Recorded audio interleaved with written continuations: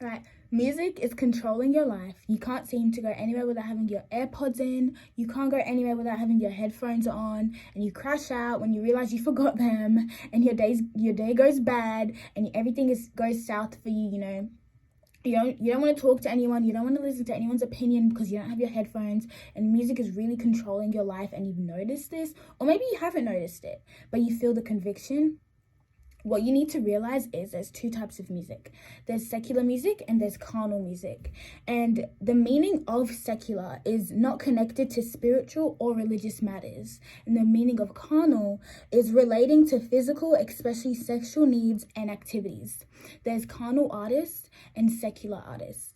And secular artists could be artists like Men I Trust, Sade, Pink Pantheress, Bryant Barnes, and like Cleo Sol. They don't necessarily talk about sex in their music, but it doesn't glorify God. And then there's carnal artists, which are artists like The Weeknd, Megan Thee Stallion, Nicki Minaj, Doja Cat, and like Tyga. And these artists, what their main focus is, their main objective is just lust and sex. And a verse I really want to share is 1 Corinthians 10:31, and it says, "So whether you eat or drink, or whatever you do it for the glory of God." And something I need you to ask yourself is the music that you listen to, does it glorify God or does it glorify yourself? Does it glorify your flesh? Does it please your flesh? Does it please your soul? And something I want you to ask yourself, does the music you listen to, would you sing those lyrics in front of your parents? Would you sing those lyrics in front of Jesus? If Jesus was here right now, would you be singing those songs? And that's something you need to realize, something you need to clock. And I think it's really funny because a lot of the lyrics in like carnal music, no one would ever say that in real life. So why is it normalized in music? Like, it's actually crazy. But I really wanted to share this verse with you guys, and it's Matthew 15 verses 18 to 19.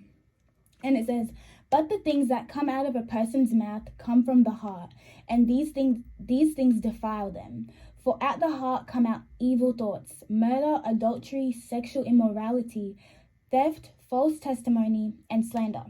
If the music we listen to always talks about sex and like one night stands and promotes lustful, vulgar lyrics, it leads us to think promiscuously, and it influences our hearts negatively. And that's why we have to guard our hearts. Proverbs 4:23, guard your heart because everything you do flows from it. And we don't guard our hearts when we listen to music like this, because from the heart come evil thoughts. Matthew 15 verses 18 to 19, from our hearts come evil thoughts, murder, adultery, sexual immorality, theft, false testimony, and slander. And when we engage in singing these promiscuous songs and these over-sexualized lyrics, like, it gets us thinking a different way. And like, it's crazy because when you're listening to music, like, don't you feel like you're in a trance sometimes and that you want to act the way that the music is telling you to act, and it's like you're a completely different person and that this music has completely like overtaken you? Well, I'm going to speak about that a little bit later, but before, I really want to share this verse, and it's Ephesians 5:19, and it's Paul saying, speaking to each other with psalms, hymns, and songs from the Spirit. Sing and make music from your heart to the Lord. And I feel like this is Paul encouraging us to worship more, to make music that uplifts God and that encourages others, but most importantly, glorifies and honors God. And I feel like a lot of the music that we listen to does not glorify God, does not honor God. We can't gaslight ourselves into like, oh, like, it's only one time I'm going to listen to this, and you end up putting it on repeat. And like, we trick ourselves into thinking that, carnal music is okay. I don't really see a problem with secular music. I feel like it's not as bad as carnal. I feel like you have to ask yourself, am I letting this music influence my life? Like, with carnal music, 100%. Like, we all get influenced by carnal music, but with secular music, it's not as bad, but like, do you let that influence your life? Like, yeah, it doesn't talk about sex as much, it doesn't talk about lust as much, but it can talk about other things like depression and sadness and heartbreak. And do you, when you feel like these emotions, do you run to secular music or do you run to worship music? Do you run to praise music? I feel like it's not a bad thing. Okay, I feel like it's not a bad thing to listen to secular music, but do you listen to it more than worship music? Do you let it influence the way that you live? And I really wanted to share a quick testimony of how God delivered and saved me from carnal music, and a little bit about what I used to do. Is I was a fat fan of The Weeknd. I'm pretty sure we all know who he is, and I was just addicted to his music. I feel like everyone knows the type of music The Weeknd makes. He makes music about lust and the wrong type of love, and music about like bringing down women. I don't know why I was listening to that music, but I was addicted to this man. I idolized him. He was like my everything, you know. I had him as my wallpaper on everything. I'd talk about him all the time. If I didn't have my headphones on at school, I'd crash out, and like literally it was just not a good time in my life. And I invested in a pair of Sony XM4s, which is honestly the best purchase I've made my whole entire life. But there's this feature of where you can see how long you've had your headphones on, and it's absolutely ridiculous. I've only had them for a year, but I'm pretty sure my time is like 1,300 and something hours. And I translated that, and it's like 57 days having your headphones on straight. And I was like, that is so crazy. And I was just absolutely addicted to his music. I idolized him, and it's crazy because in the back of my mind, I always knew that the Weeknd made demonic carnal music, but I always ignored it. I didn't care. I didn't want to be saved from it. I just wanted to listen to what he had to say. I was always waiting for the new album to come out, always waiting for his new singles to come out. If he was collabing with anyone, I just wanted to know what he was up to because I was so addicted to his music. And there's this one song that I would listen to on repeat, and it's called Lost in the Fire. And I think everyone knows what that song is. I don't encourage anyone to listen to it. But if you look up the lyrics, the first sentence, literally the first sentence right off the bat is so crazy.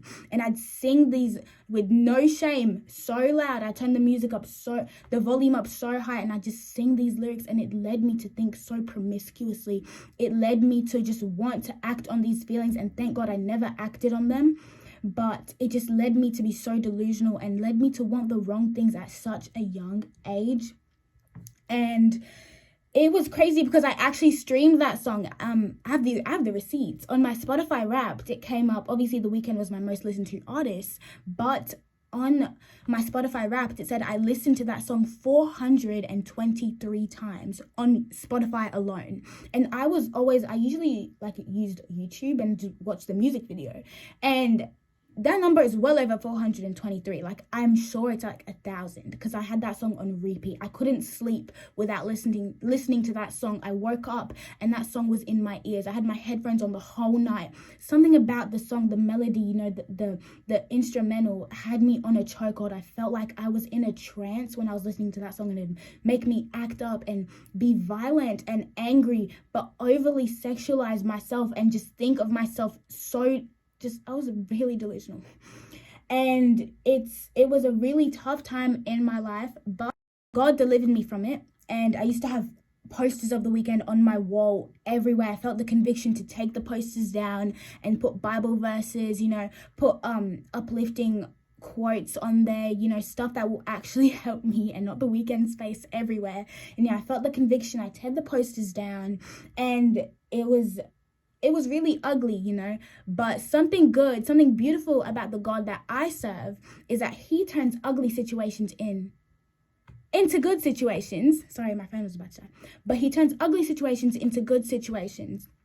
And my love for music that was ugly, he turned it into something beautiful. And now I play on the worship team in my youth. I'm on the band, and it's just amazing being part of something like that, leading people in the presence of God. It's so beautiful, and I'm so happy that now my love for music and my gift for like playing bass is finally being used for something to glorify God. And I just really believe that, you know, there's some people watching this video that are still stuck on carnal music, and there's a way out. There's a way out. It feels like you're stuck. It feels like you're in a trance, but there's a way out. You just have to recognize it. You feel the conviction, and when you feel the conviction, you act on it, you know. And I just want to leave you guys with this. Like, do you let the music you listen to influence your actions, your thoughts? Do you let it influence your life? Or do you glorify God with your music? You know, would you sing those lyrics in front of Jesus? Would you sing those lyrics in front of your grandparents? You know, and if the answer is no, then get rid of it. But I'm not here to judge or condemn anyone, because I used to deal with the same exact thing. And that's what I'm going to leave you guys with. Does the music you listen to glorify God?